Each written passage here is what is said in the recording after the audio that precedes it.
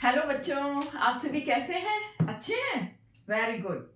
तो आज है मैथ्स की क्लास और मैथ्स की क्लास में जो प्लेइंग विद नंबर्स में चल रहा है हमारा HCF। HCF क्या है? HCF एक शॉर्ट फॉर्म है किसकी, मैं बताती हूँ। H मतलब हाईएस्ट, ठीक है। C का है कॉमन और F का मतलब है फैक्टर। आपने अपवर्तक और अपवर्त्य पढ़ चुके हो और अगर याद नहीं है तो आप वापस देखिएगा प्लेलिस्ट में जाकर, तो आपको उसमें अपवर्तक अपवर्त्य एकदम समझ में आ जाएंगे। मैं एक बार थोड़ा सा फैक्टर क्या है बता दूंगी। अब हाईएस्ट का मतलब क्या है? सबसे बड़ा। कॉमन मतलब उभयनिष्ठ, जो दोनों दोनों तीनों चारों जितनी भी संख्याएं दी गई हैं उन सब में ही पाया जाता हो। और फैक्टर मतलब अपवर्तक। तो जो भी हमारी दी गई संख्या है उसमें जो सबसे बड़ा कॉमन फैक्टर होगा वही HCF होगा। इसको हिंदी में बोलते हैं महत्तम। महत्तम मतलब बड़ा। महत्तम समापवर्तक।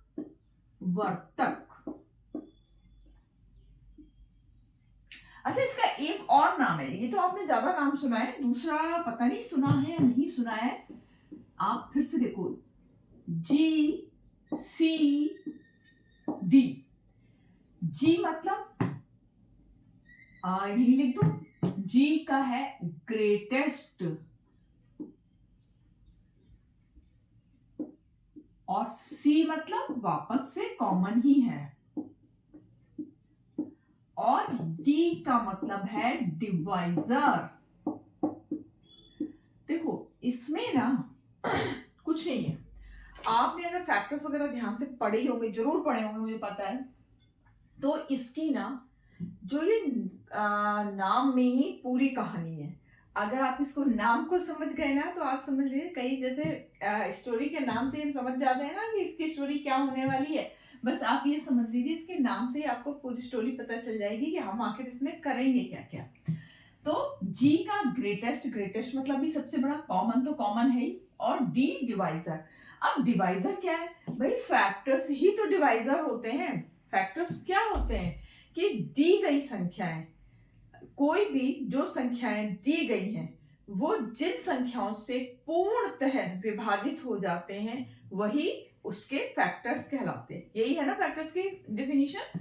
तो अब आपको आ गया होगा समझ में, और ये दोनों याद कर लेना इसके बारे में कि ग्रेटेस्ट कॉमन डिवाइजर कैसे नाम से पता चलेगा, इसको मैं बाद में बताऊंगी। फिलहाल हम इस पे देखते हैं, HCF है ना, हाईएस्ट कॉमन फैक्टर।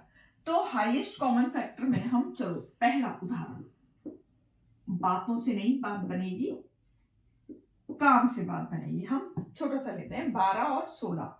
अब हमें सबसे पहले क्या फैक्टर्स देखने हैं इसके। फैक्टर मतलब वो संख्याएं जिनसे 12 पूरी तरीके से विभाजित हो जाता है। तो आपको बताया है ना, एक वो संख्या है जिससे सारी ही संख्याएं पूर्णतः विभाजित होती हैं। तो एक लिख दिया, दो का पहाड़ा पड़े, 2 6 12, 3 चौक 12 यानी 3 भी है, 4 तिया 12, 5 है क्या? नहीं, 5 का तो पता है ना, 0 हो या 5 हो। 6 दूनी 12 और 12 खुद। आपने पढ़ा था ना कि सबसे बड़ा अपवर्तक क्या होता है? स्वयं वो संख्या होती है, और सबसे छोटा अपवर्तक 1 होता है। ठीक, अब 16 का देखते हैं। 1 2 अट्ठे 16, 3 के पहाड़े में आता है क्या 16? नहीं आता है। 4 चौक 16, 5 में आता है? नहीं आता। 6 के पहाड़े में भी नहीं आता, 7 के में भी नहीं आता, 8 के में आता है। 8 दूनी 16 और वापस से 16 के पहाड़े में आ जाता है। तो इस तरीके से हमने, अब इसमें देखते हैं कि क्या क्या कॉमन है। एक तो 1 है कॉमन, और एक 2 है कॉमन, और 4 है कॉमन। यानी इसमें 4 चीजें कॉमन है। ओ सॉरी, 4 नहीं, 3 चीजें कॉमन है, लेकिन हमें क्या है, नाम में क्या लिखा हुआ है भाई, HCF हाईएस्ट। तो इनमें सबसे बड़ा कॉमन फैक्टर कौन सा है, वो है 4। तो इसका HCF क्या आ गया, 4। है ना बहुत आसान। ये कौन सा तरीका है, HCF निकालने के कई सारे तरीके हैं, तो उनमें जो मैंने जो सबसे पहले तरीका बताया है वो खुद वही तरीका बताया जो इसके नाम में बसा हुआ है कि पहले फैक्टर्स निकालो और उनमें जो सबसे हाईएस्ट फैक्टर है, उस जो हाईएस्ट कॉमन फैक्टर है वही इसका आंसर हो जाएगा। क्लियर, ठीक है। एक और एग्जांपल देखते हैं, इसको मैं अभी मिटा देती हूँ।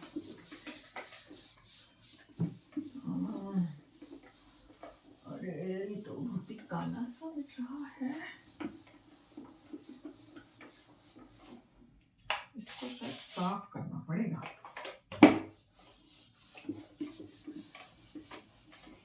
मुझे अपनी इंक ही चेंज करनी पड़ेगी, इंक ही ज्यादा मुझे परेशान कर रही है शायद। ओके, अब मैं अगला थोड़ा सा 3 नंबर ले ले। अच्छा, अब ये है क्या, ये हाईएस्ट फैक्टर्स तो आप समझ ही गए ना कि हाईएस्ट फैक्टर का क्या है, या कि जो भी दी गई संख्याएं उनमें से जो कॉमन्स की डेफिनेशन लिखने की जरूरत नहीं है ना। अब हम लेते हैं और संख्या 20, 28 और 36, थोड़ी सी बड़ी संख्याएं ली है और 3 संख्याएं ली है कि चाहे कितनी भी संख्याओं पर हमें तरीका क्या करना है, इनके फैक्टर्स निकालने हैं अलग अलग, और फैक्टर्स में जो सबसे बड़ा है वही HCF होगा। शुरू करते हैं। सबसे पहले 1, 2, क्या 3 के पहाड़े में आता है, नहीं। 4 पंजे 20 और 5 चौक 20, 6 7 8 में नहीं आया, 10 में आ गया और फिर वापस 20 में आ गया, ये आ गया है। इसी तरीके से 28 का 1 आ गया, 2 आ गया, क्या 3 के में 3 में आता है, नहीं आता, 3 27 नहीं आएगा, तो फिर 4 7 28, 6 चौक 24, 6 5 के में तो आएगा ही नहीं, 0 नहीं है, 6 के में भी नहीं आया, 7 के में आएगा, आएगा क्योंकि 4 7 28, तो 7 चौक 28। 8 के में भी नहीं आएगा, 8 के बाद में आ गया ये, 9 में भी नहीं आया, 10 में भी नहीं, इसमें भी नहीं। अब लास्ट में 12 दूनी 12 में भी नहीं आ गया, 14 दूनी 28 और वापस से अपने पहाड़ी में आ ही गया 28। अब 1 में आ गया, 2 से भी कट गया, 3 से भी कट गया, आ गया ना 4 में 36, 5 में भी नहीं आएगा, 6 में आएगा, 6 6 36, 7 के में भी नहीं आया और 8 के में भी नहीं आया, 9 चौक 36 आ गया, 9 के बाद 12 के में आएगा, क्या 12 के पहाड़े में भी आ गया, 12 तिया 36 और 12 के बाद में अब 13 में भी नहीं, 14 में भी नहीं, 15 में। आप ये किसके में आएगा, ध्यान करो, 18 दूनी 36 और आ गया 36 के पहाड़े में। तो इस तरीके से हमने इनके क्या निकाल लिए, ये फैक्टर्स निकाल लिए हैं। अब फैक्टर्स में हमें क्या देखना है, HCF महत्तम समापवर्तक। अब पहले तो हम महत्तम को छोड़ो, अभी हम समापवर्तक देख लेते हैं। 1, 2 और 3 तो देखो है ही नहीं, फिर 4। अब क्या 4 के बाद कोई चीज कॉमन है, नहीं है, तो इसका मतलब इसका महत्तम समापवर्तक क्या आया, 4। अच्छा, उसका भी शायद पिछले वाले का भी 4 ही आया था मुझे लग रहा है, पर ये क्या बाई चांस की बात है कि दोनों का ही 4 आया है। तो इस तरीके से हमने क्या देख लिया, हमने एक तरीका सीख लिया कि अगर हम फैक्टर्स निकालेंगे और फैक्टर्स में जो हाईएस्ट कॉमन फैक्टर है वही है HCF, एक तरीका हो गया। अब हम एक दूसरा तरीका देख लेते हैं। मुझे कोई कपड़ा सा नहीं दिखाई दे रहा है, तो मैं थोड़ा उससे और साफ करती हूँ।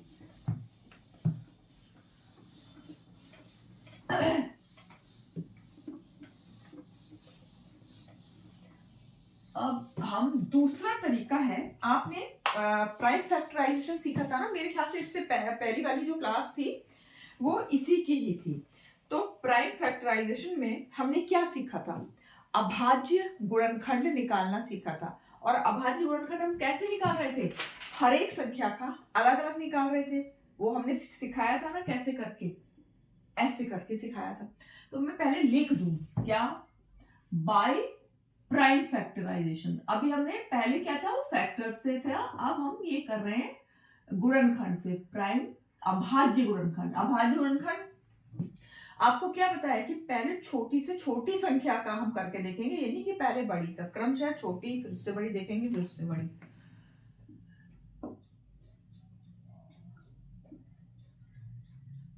अब प्राइम बाय प्राइम फैक्टराइजेशन। अच्छा पहले मैं संख्या तो लिखी नहीं है, संख्या थोड़ी यही वाली ले लें वापस से जो अभी हमने ली थी, कि वो उससे भी निकाल के देखा था, फिर से हम इससे निकालेंगे, इससे 20, 28 और 36। अब निकालना मैं शुरू करती हूँ। 20 का पहले इधर लिख देती हूँ, एक ही साथ कर दूंगी। 2 का सबसे पहले सबसे छोटा, एक से तो इसलिए देखेंगे क्योंकि एक से तो फिर वापस वही आ जाएगा। फिर 2 एकम 2, 0, 2 पंजे 10। अब 5 है ना, तो बस 5 से ही होगा, 5 एकम 5। अब 28 का करते हैं फिर से, आपको पता है ना ऐसे ऐसे बनाना है, 2 एकम 2, 2 चौक 8 और 2 सत्ते 14। अब 7 है तो 7 का 7 से ही जाएगा। अब अगला नंबर देखते हैं 36। अब 2 एकम 2, 2 अट्ठे 16, 2 निम 18, 3 से, अब 2 से तो जाएगा नहीं, 9 आ गया, 3 तिया 9 और 3 एकम 3। ये अब हम इनको कैसे लिखेंगे, 20, 28। अब क्योंकि हमें कॉमन देखना है ना, तो थोड़ा आमने सामने तो लिखा जाए ना। 20 के हैं 2 गुणा 2 गुणा 5, इसके क्या है 2 गुणा 2 गुणा 7, इसका क्या है 36 का 2 गुणा 2 गुणा 3 गुणा 3। ठीक, हमें निकालना क्या है HCF। क्या क्या कॉमन है, 2 है। इसमें ये देखना है कि क्या चीज आ रही है, तीनों में, चारों में, दोनों में, जो भी संख्याएं दी। 5 इसमें है तो 5 इन बाकियों में नहीं है, 7 इसमें है तो बाकियों में नहीं है, 3 केवल इसमें है और बाकियों में नहीं। तो कॉमन क्या था 2 गुणा 2, याद रखना 2 नहीं, गुणा का निशान भी है। 2 गुणा 2 क्या आ गया आंसर, 2 दूनी 4। आपने फैक्टर्स से निकाला था तब भी आंसर यही आया था ना, और अब हमने इसको अभाज्य गुणनखंड से किया है तो भी आंसर क्या है, बस तरीका अलग था। आपकी मर्जी है, आपको जो आसान लगता है आप उस तरीके से सवाल कर सकते हो। आपका मन है कि प्राइम फैक्टराइजेशन से करो तो आप इस तरीके से अलग अलग सबके फैक्टर्स निकाल के फिर उसका कॉमन उसमें से निकाल लेना। और अगर आपको फैक्टर्स के थ्रू निकालना है कि किससे डिवाइड हो रहा है, तब आप उस तरीके से भी आप कर सकते हो। ठीक है, अभी हम और थोड़े से एक ही उदाहरण नहीं और देखते हैं, और उदाहरण के साथ में हम प्राइम फैक्टराइजेशन सीखेंगे।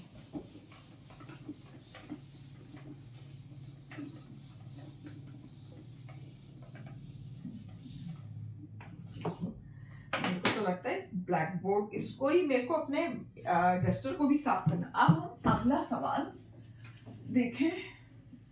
अगला सवाल लिया है मैंने, थोड़ी और बड़ी संख्या ले ली, 70 और 105 और ले लिया है 175। हम इसको भी ना, अभी हम कौन सा तरीका कर रहे हैं प्राइम फैक्टराइजेशन, तो हम वही कर रहे हैं। अभी हम 70 का पहले करते हैं। अब जैसे कि आपको पता है कि यहाँ पे तो 0 लगा हुआ है, 5 से हो जाएगा, लेकिन तरीका क्या, पहले हम छोटी संख्या से करेंगे। तो हम सबसे पहले 2 से करके देखेंगे, 2 तिया 6 यहीं पे। अच्छा मैंने आपको उसमें भी बताया था कि यही कोशिश कीजिए करने की। 2 तिया 6 और 2 पंजे 10। अब तो 5 से करना ही पड़ेगा भाई, 5 सत्ते 35, 7 एकम 7।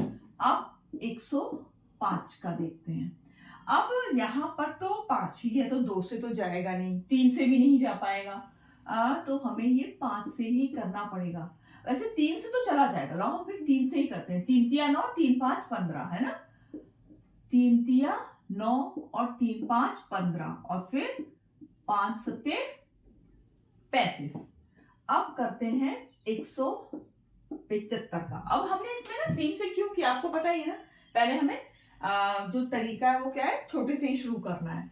अब क्या ये जाएगा क्या, 3 5 15 25 तो नहीं आता है, इसका मतलब इसको तो हम 5 से ही करके देखते हैं। और इसमें जो आपने डिविजिबिलिटी रूल्स पढ़े थे ना, वो भी आपके काम आ सकते हैं कि इसको कैसे पता करना है। भाई जोड़ना है ना, 5 और 1 6, और 6 क्या है, 3 के पहाड़े में आता है, इसका मतलब पता चल गया कि वो 3 से डिवाइड हो रहा है। क्या ये हो रहा है, हाँ 5 और 7 12 और 1 13, 13 है तो 3 से डिवाइड नहीं होगा ना, 5 से तो होगा क्योंकि लास्ट में 5 आया है। 5 दिया 15 और 50 25, फिर से 35 आ गया, फिर से 5 से किया, 5 सत्ते 35 और 7 एकम 7। हमारे ये अलग अलग निकल आए हैं गुणनखंड, अभाज्य गुणनखंड। फिर हम इनको लिख देते हैं वापस से। और अब हम इसका करते हैं, ये जो चीज है इसको मैं यही 2 गुणा 5 गुणा 7, अब इसी तरीके से 3 गुणा 5 गुणा 7, फिर से इसको लिखा 5 गुणा 5 और गुणा 7। अब बताओ इसका क्या होगा, इसमें 2 है, इनमें नहीं है, क्या चीज कॉमन आ रही है, एक तो आ रहा है 7 कॉमन और एक आ रहा है 5, और ये अलग अलग आ रहे हैं, यानी 5 गुणा 7, इसका आंसर आ गया है 35। यानी इसका आंसर, इसका 70 105 और 175 का HCF क्या आ जाएगा, 35 आ जाएगा। कुछ डाउट नहीं होगा, डाउट है ना, आपको ये बात अच्छे से समझ में आ गई होगी। और एक उदाहरण ले लें क्या, चलो एक और लेते हैं, फिर उसके बाद हम अगले पर आएंगे, क्योंकि ना प्राइम फैक्टराइजेशन आपके बहुत काम में आता है, मैं इसलिए इसके 1-2 उदाहरण और ले लेती हूँ कि आखिर कहीं आपको किसी भी चीज में दिक्कत नहीं आए कि अरे ये अब अगली संख्या हम लेते हैं थोड़ा सा और कंफ्यूजिंग, जैसे कि मैंने ली है 91 ली है, 112 ली है और 49 ली है, क्योंकि ये क्या हो रही है, बिल्कुल ही अलग अलग सी हो रही है ना। तो अब करना क्या है, कुछ नहीं, आपको सीधे ही आप अपने गुणनखंड पर आ जाओ। अब 91 बताओ किससे होगा, क्या ये 2 से होगा, नहीं होगा, 3 से होगा, नहीं होगा ना। देखो 3 का तो 9 और 1 10, 3 से डिविजिबिलिटी रूल्स की बात कर रही हूं मैं। अच्छा पहले 2 की बात करूं, 2 के लिए क्या था कि लास्ट में क्या आए, 0 आए, 2 आए, 4 आए, 6 आए, 8 आए, तो वो है ही 1 है। 3 9 और 1 10, यानी वो 3 से डिविजिबल नहीं है, तो 3 भी नहीं, 4 भी नहीं, जब 2 से नहीं है तो 4 से भी नहीं है, 3 से नहीं है तो फिर 6 से भी नहीं है। क्योंकि 6 का क्या था कि जो चीज 2 से भी डिवाइड हो जाए, 3 से भी डिवाइड हो जाए, वो 6 से भी हो जाएगी, तो नहीं हो रहा है ना 2 से ना 3 से। 5 तो हो ही नहीं सकता क्योंकि 0 नहीं है, 5 नहीं है। और फिर यस, अब हम क्या 7 को देखें, हम 7 से देखते हैं कि होगा या नहीं होगा। 7 एकम 7, 2 बचे, 7 तिया 21, 13, 13 तो पता ही है ना, 13 तो अभाज्य है, तो 13 एकम 13, ये तो नहीं ही होगी। अब बात करते हैं 112 की। 112 में क्योंकि लास्ट में 2 है तो हम 2 से कर ही देते हैं, है ना। 2 पंजे 10, 2 6 12, फिर से कर देते हैं। अब 2 दूनी 4, 2 अठे 16, अभी तो ये 2 का ही होता जा रहा है ना, 2 एकम 2, 2 चौक 8 और 2 सत्ते 14, अब 7 तो नहीं होगा, 7 एकम 7। अब क्या था अगला 49, ये तो ना वैसे भी अगर आप डिविजिबिलिटी रूल्स भी आप अप्लाई करना पूरा 2 3 4 जैसे मैंने इसमें किया था ऐसे ही, वैसे मैं आपको बता दूं कि 7 7 49, 7 एकम 7। अब 91 का क्या आ गया, 7 गुणा 13 और 112 का आ गया है, क्या आ गया है, इसका थोड़ा लंबा है, 2 गुणा 2 गुणा 2 गुणा 2 गुणा 7 आ गया है, और 49 का आ गया है 7 गुणा 7। अब कॉमन देख लेते हैं भाई, इसमें 13 तो कहीं भी नहीं है, दो भी केवल इसी में है और किसी में नहीं, बस एक 7 जो है, ये 7, इसमें ये 7 और इसमें ये 7, तो इसका HCF क्या आ गया? 7। ठीक है, ये आपको समझ में आ गया होगा। अब मैं क्या इतना है, उदाहरण काफी है ना समझने के लिए? ठीक है, तो अब प्राइम फैक्टराइजेशन से भी कर लेंगे। अब अगली विधि है भाग विधि। अच्छा, जो भाग विधि एससीईआरटी में दी गई है वो थोड़ा सा कि उसका उसमें भाग करो फिर उसका उसमें, हमें वो सब करने की जरूरत नहीं है। मैं इसका एक बहुत ही आसान सा तरीका बता रही हूँ। उसमें क्या होगा, जैसे आप एलसीएम वगैरह का करते थे ना, बिल्कुल बस उस जैसे एक साथ रख के आपको वो ज्यादा आसान पड़ेगी। कौन सा हम कर रहे हैं? Division method. और वैसे आपकी मर्जी है, आपको जो तरीका आसान लग रहा हो ना आप उससे करना। तो अभी जो मैंने उदाहरण दिया था ना उसी को ही ले लूं क्या? मैंने क्या लिया था? 91, 112 और क्या था? 49, ये वाली संख्या ली थी। इसको अब मैं इस तरीके से करके देखती हूँ। इसमें मैंने क्या किया, ये इकट्ठे ले लिया वापस। अब ये अलग अलग नहीं करना है, ये इकट्ठे करना है। तो अभी तो हमने एक्चुअली किया ही था ना, तो इसलिए समझने में बिल्कुल आसान है कि ये 2 3 सबसे तो हो ही नहीं रहा है, सीधे किससे जाएगा? 7 से जाएगा ना। 7 एकम 7 और 7 तिया 21, 7 से ये भी जाएगा क्या? 7 एकम 7, 8 9 10 11, यानी क्या हो गया? 42, 7 पंजे 35, 7 6 42 और यहाँ पे 49 है तो 7 7 49, ये आपको दिख गया। अब क्या है, देखो यहाँ पे 13 है, यहाँ 16 है और यहाँ 7 है, यानी ये क्या है? सब कुछ अलग अलग है। तो बस अब आपको करना ही नहीं है, क्योंकि हमें क्या देखना था? कॉमन कि जो, हाँ यस, जो मैं आपको बता रही थी, यहाँ पे आपको जीसीडी का मतलब समझना है। जी ग्रेटेस्ट कॉमन डिवाइजर, वो डिवाइजर जिससे सब कॉमन डिवीजन हो जाए। समझ में आया ना? कि वो एक ऐसी संख्या सोचनी है जिससे कि दी गई सारी संख्याएं डिवाइड हो जाएं, वही है हमारा जीसीडी यानी एचसीएफ। तो ये जो जीसीडी का मैं मतलब कह रही थी ना, मैं बाद में बताऊंगी आपको, वो यही है कि यहाँ पर अगर अब ये संख्याएं अलग अलग चीजों से डिवाइड होंगी, भाई ये 13 से होगी, ये 16, ये तो चलो 2 से हो जाएगी, ये 7 से हो जाएगी, तो हमें अब यहाँ करना ही नहीं है आगे, क्योंकि ये अलग अलग चीजों से डिवाइड होंगे। इसलिए हमारा आंसर क्या आ गया? HCF आ गया 7। मुझे तो ना ये एक्चुअली डिवीजन मेथड बहुत अच्छा लगता है कि इसमें अलग अलग कुछ करने की जरूरत नहीं है, एक साथ ही आंसर निकल आता है। चलो इसका फिर एक दो उदाहरण तो देख ही लेते हैं, और भी अगर आप पुराने उदाहरण भी देखना चाहते हो ना तो वो भी जैसे हमने सबसे पहले जो लिया था ना उसको मैंने सबसे करके दिखाया, तो लाओ इसको भी दिखाई देती हूँ। कौन सा लिया था? 20, 28 और शायद 36, है ना? अब इसको भी हम करेंगे कॉमन से। चलो कॉमन में हम 2 से शुरू कर देना। 2 एकम 2 और 2, 2 चौक 8, 2 एकम 2, 2 अठे 16, अभी भी जाएगा, 2 से जा सकता है ना। 2 पंजे 10, 2 सत्ते 14 और 2 नी 18। अब क्या, ये देखो यहाँ 5 आ गया, यहाँ 7 आ गया, यहाँ 9, यानी ये एक चीज से नहीं होंगे। कॉमन डिवाइजर क्या है इन तीनों संख्याओं के? ये दोनों। तो 2 गुणा 2 बराबर 4, ये आंसर क्या है? GCD कह लो या HCF कह लो, ये आया है ना। इन संख्याओं का मैंने आपको तीनों तरीके से करके दिखा दिया है, तो वो ये है कि आप कोई भी तरीका अपनाएंगे ना, आंसर तो सेम ही आना है। अब ये आपकी अपनी मर्जी है कि आप सवाल को किस तरीके से करना चाहते हैं। चलो एक और इसका उदाहरण ले, ये तो मैंने पुराना ही समझा दिया था। मैंने लिया है 18, 54 और 81 को हम किससे करेंगे? अब हम हिसाब लगाते हैं। हमें क्या चाहिए? कॉमन डिवाइजर चाहिए। डिविजिबिलिटी रूल्स बहुत काम आता है।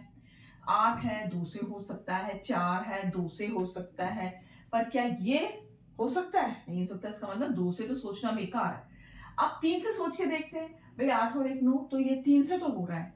अब ये 4 और 5 9, 3 से हो रहा है। 8 और 1 9, 3 से हो रहा है। आपको समझ आ रहा है ना मैं क्या कर रही हूँ? अगर आपने पीछे डिविजिबिलिटी रूल्स वाले वीडियोस नहीं देखे हैं तो आप उसको देखिएगा, तो आपको समझ आ जाएगा कि मैं क्या कर रही हूँ। और इस तरीके से आसान हो जाती है चीजें, तो आप भी करें इसको। अब 3 के पहाड़े में 3 6 18 हो गया। अब क्या करेंगे? 3 इक्का 3, कितने बचे? 2 और 24, 3 अठे 24। अब वापस से हम 3 से इसको डिवाइड करेंगे। 3 दूनी 6 और 3 सत्ते 21। अब ये किसी और संख्या से होगा क्या? भाई 3 से ही हो रहा है। फिर से देखते हैं। 3 दूनी 6 और 3 6 18 और 3 निम 27। अब ये हो रहा है क्या किसी से? 2 और 6 तो 2 से हो रहे हैं, लेकिन 9 नहीं हो रहा है। और अगर हम 3 लें तो 3 से तो ना 2 होगा। अब 3 से 2 नहीं होगा, 6 तो हो जाएगा। मतलब ये कि एक नंबर बच ही रहा है। तो इसका मतलब कॉमन डिवाइजर क्या हुए? 3 गुणा 3, यानी इसका उत्तर आ गया 9। यानी इसको चाहे HCF कह लो, चाहे आप क्या बोल सकते हो, GCD। तो आपका जो भी आंसर आएगा, किसी भी तरीके से आप निकालोगे, आंसर क्या आना है? 9 ही आना है। तो अब मैंने आपको तीनों ही तरीके समझा दिए हैं। अब आपकी चॉइस है, आप जिससे भी चाहें कर सकते हैं। थोड़े से क्वेश्चंस देख लें, वो जो पहले एग्जाम्स में आ चुके हैं। देखो मैंने तो आपको समझा दिया और आपने समझ भी लिया, लेकिन क्या इतना काफी होता है? कि समझाना और समझना काफी नहीं होता है ना मैथ्स में। मैथ्स में प्रैक्टिस भी जरूरी होती है। अब क्वेश्चन कुछ इस तरीके से आया था कि दो क्रमागत क्रमागत कॉन्जिक्यूटिव, ये क्रमागत संख्याएं क्या है मैंने बढ़ा दिया है, क्रमागत संख्याओं का HCF निकालना है। अब क्रमागत संख्याएं तो पहले वही क्या है भाई, 1 2 भी क्रमागत संख्याएं हैं, 2 3 भी क्रमागत संख्याएं हैं, 3 4 भी क्रमागत संख्याएं, 4 5 भी, 6 7 भी, ऐसे करके ये सब क्या है? क्रमागत संख्याएं हैं। तो हम देख लेते हैं। अब कोई भी तरीका आप लगा सकते हो। मैं कौन सा देख लूं? यही वाला देख लूं जो लास्ट में किया है। अब बताओ क्या आएगा? 1 एकम 1 और 1 दूनी 2। अब क्या ये 2 से जा सकता है? जा ही नहीं सकता ना। यानी इसका क्या आया? HCF 1 आया। चलो और देख लेते हैं, 2 और 3। अब यहाँ पे भी तो यही बात है। चलो इसको मैं प्राइम फैक्टराइजेशन देख लेती हूँ, ठीक है ना? हर तरीका अपनाएंगे। इसको 2 से किया तो 2 एकम 2 और 1 एकम 1। 3 से किया 3 एकम 3 और 1 एकम 1। अब बताओ इसमें क्या? अगर मैं यहाँ 2 बराबर क्या लिखूंगी तो 2 हमें, चलो यहाँ ठीक है ऐसे कर देती हूँ, 2 गुणा 1 और 3 का कर रही हूँ तो 3 गुणा 1, क्या है कॉमन? 1। अब आप और भी करके देखना, आप कितना भी करोगे ना, क्रमागत संख्याओं का HCF हमेशा ही 1 आएगा। देख लिया ना? आप और प्रैक्टिस करना। अच्छा, उसके साथ ही अगर वो पूछ लें कि 2 क्रमागत सम संख्याओं का, इवन नंबर्स का, इवन नंबर्स, इवन क्रमागत ही होनी चाहिए। अब पहले इवन नंबर्स जान ले हम कौन कौन से। भाई कंफ्यूज नहीं होना। सम संख्याएं क्या होती हैं? जिन जो 2 से डिवाइड हो जाते हैं। 2 4 6 8 10 12 करते चले जाओ। पर हमें अभी बात क्या है? हमें 2 क्रमागत सम संख्याओं का HCF निकालना है। तो चलो शुरू में ही कर लें। 2 और 4 क्या आया? 2 एकम 2 और 2 दूनी 4। अब तो ये अलग अलग जाएगा ना, तो क्या आया? इसका मतलब क्या आया? 2। कोई नहीं, हम 1 से तो मानेंगे नहीं, फिर से हम करेंगे। अब दूसरे तरीके से भी कर लेती हूँ मैं। 4 को किया 2 दूनी 4 2 एकम 2, बस। अब 1 को तो क्या ही करूं मैं। अब 6 लिया, क्योंकि अगली क्रमागत संख्या क्या थी, 6 ही तो थी। 2 तिया 6, 3 एकम 3। अब 4 के आगे क्या आएगा, 2 गुणा 2, और 6 के आगे आ जाएगा 2 गुणा 3। क्या है कॉमन, 2। पता चल गया ना कि अगर क्रमागत इवन नंबर्स का कॉन्जिक्यूटिव इवन नंबर्स का एचसीएफ निकालना होगा तो हमेशा ही क्या आएगा, वो 2 आएगा। अब मान लो इवन की जगह ऑड नंबर्स आ जाए, मतलब क्रमागत विषम संख्याएं, तो अब हम विषम संख्याएं कौन सी होती हैं, जो कि 2 से विभाजित नहीं होती हैं। 2 क्रमागत यहां पे कर दो विषम संख्या है, ऑड नंबर्स। तो सबसे पहले तो हम छाटे विषम संख्याएं कौन कौन सी हैं, है ना। 1, 3, 5, 7, 9 है ना विषम। हाँ भाई, ये बहुत कंफ्यूजन है भाई, 9 है तो विषम ही, पर ये क्या है, भाज्य है। ये वाली बात ध्यान रखना, ये अभाज्य नहीं है। चलो मैं अब अभाज्य भाज्य समझ में फिलहाल हमारे पास ये आ गई, और भी हम कर सकते हैं, पर हमें अभी ज्यादा नहीं करना है, हमें तो क्रमागत विषम संख्याओं का देखना है बस। फिर से 1 और 3 का इकट्ठा कर दिया, 1 और 3 करते चले जाएंगे, फिलहाल 1 कॉमन आया। अब चलो इसको अगला लेंगे ना हम, तो हाँ 3 को मैं अलग उसी तरीके से करती हूँ, 3 एकम 3, 5 को करती हूँ 5 एकम 5, यानी फिलहाल आप देख के पता लगा रहे हो क्या चीज कॉमन आ रही है, 1 आ रहा है। तो यानी कि क्रमागत विषम संख्याएं का अगर एचसीएफ पूछेंगे तो आपको ज्यादा कुछ कैलकुलेशन नहीं करनी है, बस फटाफट पता है कि उनका एक ही आंसर आएगा। अच्छा चलो मैं ना आपका टेस्ट ले लेती हूँ कि आप लोगों को मैंने सिखाया था ना को प्राइम नंबर्स, कि को प्राइम नंबर्स, मान लो मैं आपको कोई से भी को प्राइम नंबर्स दे देती हूँ। को प्राइम नंबर्स याद है ना आपको, को प्राइम नंबर्स क्या है, जिनके क्या होते हैं, जिनमें केवल एक कॉमन आता है ना, उनके समावर्तक में क्या है, एक ही होता है। अब जैसे कि मान लो मैंने दे दिया 4 और 15, को प्राइम नहीं पता है तो आप फिर से देखिए पीछे वीडियो, उन सब में आपको को प्राइम सिखाया हुआ है।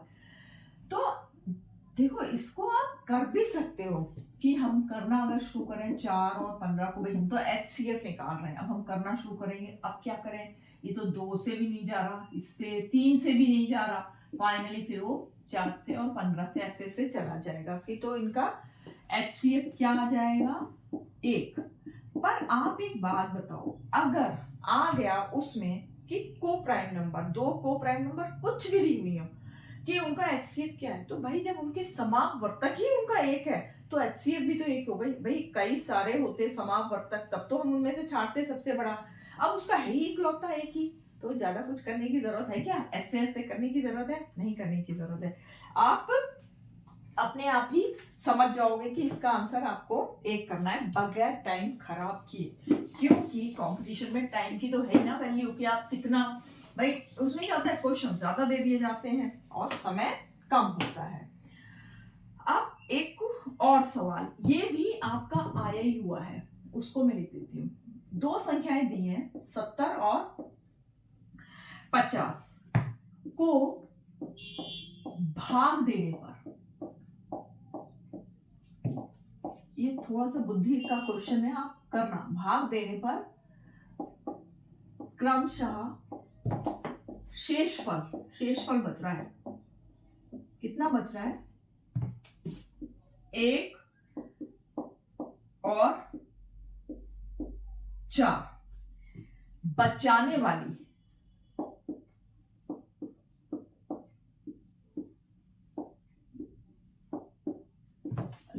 सबसे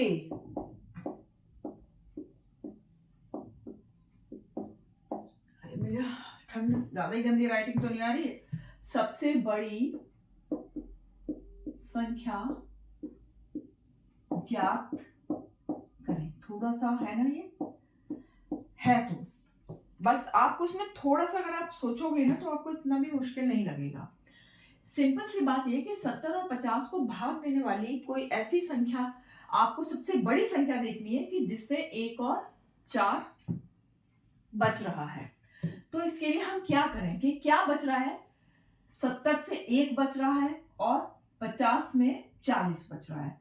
तो आप क्या करो, 70 में से 1 कर लो, क्या आ गया 69, और 50 में से 1 माइनस कर लो, क्या बच गया 46। अब आपको क्या करना है, इसमें सबसे बड़ी संख्या यानी हमें क्या मालूम करना है, HCF।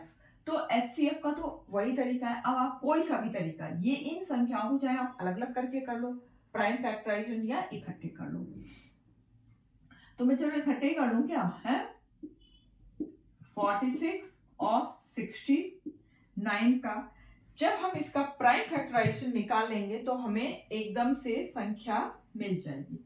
अब सबसे पहले हम 2 से करके देखें, वही 46, क्योंकि 2 से हो सकता है, पर क्या ये होगा 2 से, नहीं होगा, क्योंकि लास्ट में 9 आया हुआ है। चलो अगले पे आते हैं, 3 से देखते हैं। 3 में हम जोड़ के देखते हैं ना, 6 और 4 क्या आ रहा है, 10 आ रहा है। तो ये 3 से भी, 3 से तो हो रहा है वैसे, ये 6 और 4 10, और 6 12 और ये 15। ओहो, ये देखिए मैंने क्या किया, अभी ना मेरे को ध्यान ही नहीं रहता, 46 में से ये किया है। तो इसको देखें, 3 से करके देखते हैं, 3 का 3, नहीं 3 से तो ये नहीं होगा,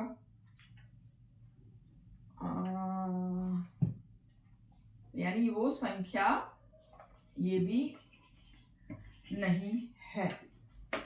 तो इसका मतलब 2 3 ये तो नहीं है, ये थोड़ी बड़ी संख्या, इसको मैं अलग करूं, वैसे तो मैं इकट्ठे भी, एक minute, yes yes yes yes yes, याद आ गया। चलो मैं इसको ऐसे कर सकती हूँ, पर मैं ना इसको अलग कर, वैसे तो आप देखो मैं इसको करना शुरू कर दिया तो मैं कर ही देती हूँ, आप ना इसमें थोड़ी बड़ी संख्या है, आपको ये मुश्किल हो सकती है। तो जैसे 23 का भाग देंगे 46 में, क्या आएगा 23 दूनी 46, और अब इसको करेंगे 30, इसमें 3 का बनेगा, 3 3 9, 3 दूनी 6, यानी ये क्या आ गया 3 आ गया। अब क्योंकि ये 2 है 3 है अलग है, इसमें कॉमन आ गया 23। पर ना मुझे लग रहा है कि ये आपके लिए कठिन हो जाएगा, मैं ना इसको अलग अलग करती हूँ, इसके ना हम प्राइम फैक्टराइजेशन करते हैं तो आपको आसान पड़ेगा। पहले 69 का ही कर लेते हैं। चलो अब 69 में जैसे कि ये है 3 से हम करते हैं, क्योंकि पता ही है ना यहाँ पे 9 और 6 15 हो रहा है, तो 3 दूनी 6, 3 3 9, अब आ गया ना 23। इसमें एकदम क्या होगा, 23 तक पहुंचने में टाइम लग जाएगा आपको, और फिर 23 इक्का 23। अब 46 का किया, 2 से कर देंगे ना, 2 दूनी 4 और 2 तिया 6। अब क्या हो गया, हमें आसानी से 23 मिल गया। अब 23 इक्का 23। अब इसमें क्या, ये 3 और 2 अलग अलग है, कॉमन क्या आ गया 23 आ गया, यानी वो सबसे बड़ी संख्या कौन सी है, 23 है। जिससे कि अगर हम, अब देखो आप इसको अपने सवाल को चेक कर सकते हो, 23 का भाग आप किस में करो, अच्छा 70 में करते हैं कि क्या एक बचेगा, हम सवाल चेक कर रहे हैं ना, तो 23 या 69 बच गया 1, यानी चेक हो गया हमारा सवाल। अब 23 का भाग देते हैं 50 में, 23 दूनी 46 और क्या बच गया 4, यानी वो संख्या कौन सी है, सबसे बड़ी से बड़ी संख्या वो है 23, जिसका भाग हम 70 में देते हैं तो 1 और 50 में देते हैं तो 4 शेष बचता है। थोड़ा सवाल कठिन हो रहा है, लेकिन आपको समझ आ गया ना, एक सवाल आ गया तो इस तरह से आने वाले और सवाल आप कर सकते हो। आपको करना क्या है, जो भी शेषफल बच रहा है आप उसको पहले हटा दो, घटा दो, और जो संख्या आ रही है बस उसका HCF निकाल लो, तो आपको अपना आंसर मिल जाएगा। अगर आपको इस सवाल को समझने में कोई सी भी दिक्कत आए तो आप ना मेरे को फिर से पूछ सकते हैं, मैं इसको दोबारा से एक्सप्लेन कर दूंगी, चाहे भले अगली क्लास हो कोई सी भी हो, लेकिन आप सवाल पूछ सकते हैं। एक सवाल और ऐसा ही थोड़ा सा बड़ा सा है, पर आया है आप लोगों के ही एग्जाम्स में, तो इसलिए समझाना जरूरी है। सवाल इस तरीके से है कि उन छात्रों की अधिकतम उन छोटा छोटा लिखूं यही हो जाएगा, उन छात्रों की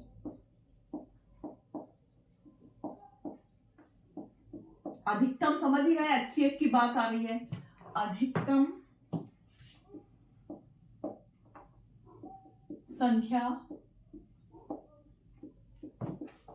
ज्ञात करें जिन्हें 182 चॉकलेट और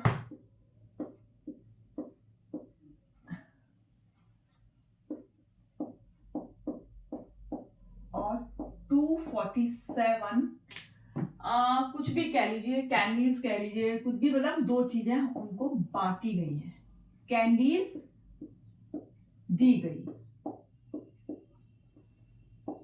ठीक है, उन छात्रों की अधिकतम संख्या ज्ञात करें जिन्हें 182 चॉकलेट और 247 कैंडीज दी गई। मतलब कैंडीज इस प्रकार, इसको मिटा दो कि जो प्रत्येक को कैसी मिल जाए, बराबर मिल जाए। 247 कैंडीज इस प्रकार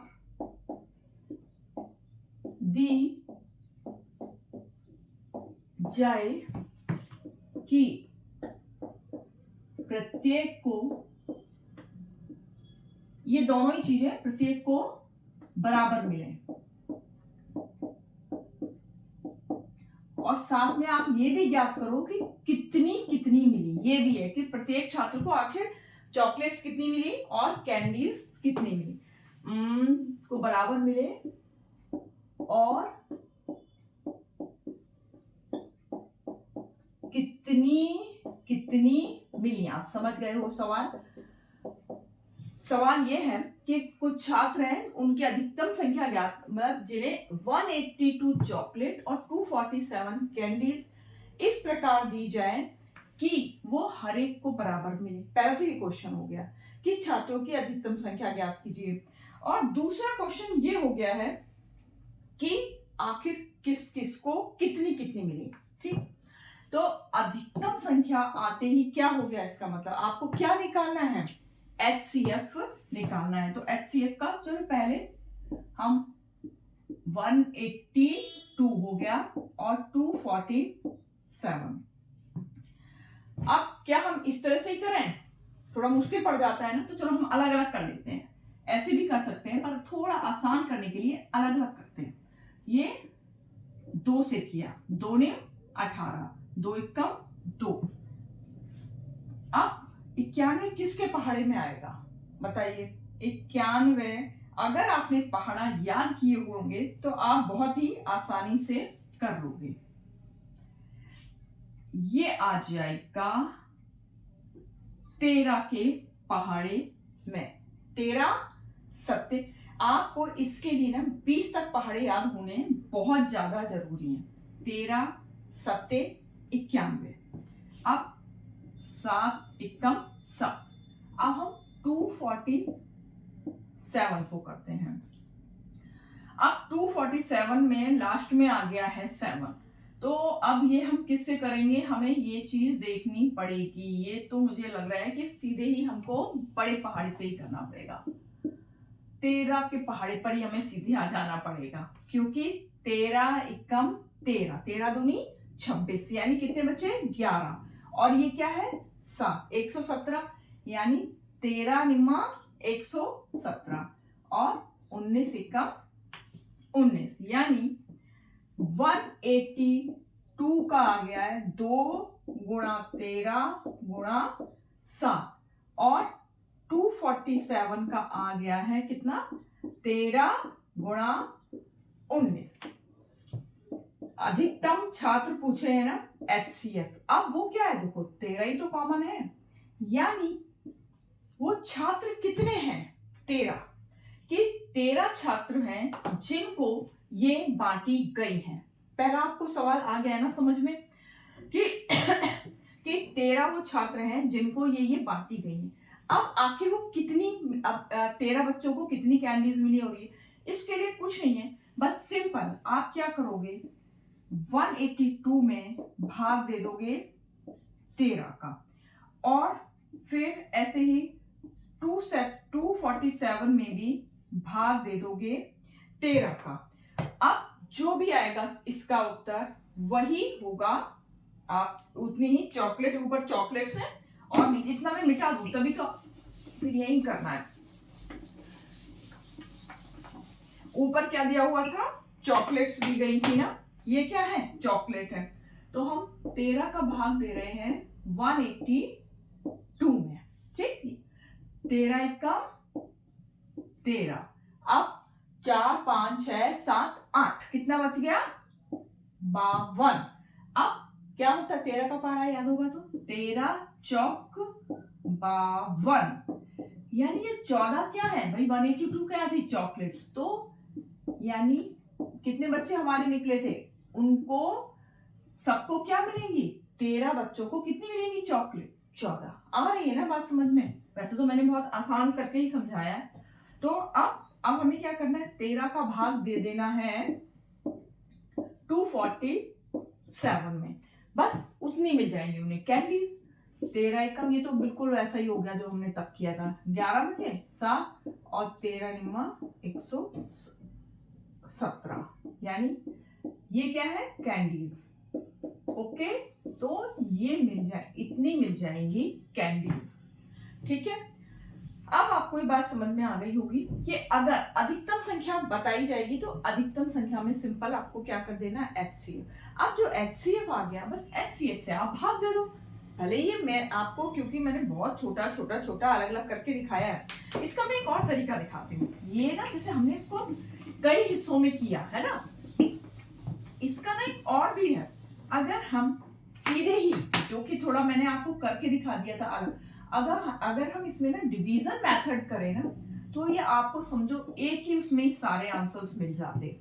जैसे कि ये, अब आपको इतनी प्रैक्टिस होना कि बस 13 से हमने करा है, तो बस फिर क्या, 13 कम 13 12 और 14 आएगा, और यहाँ 19 आंसर आ गया।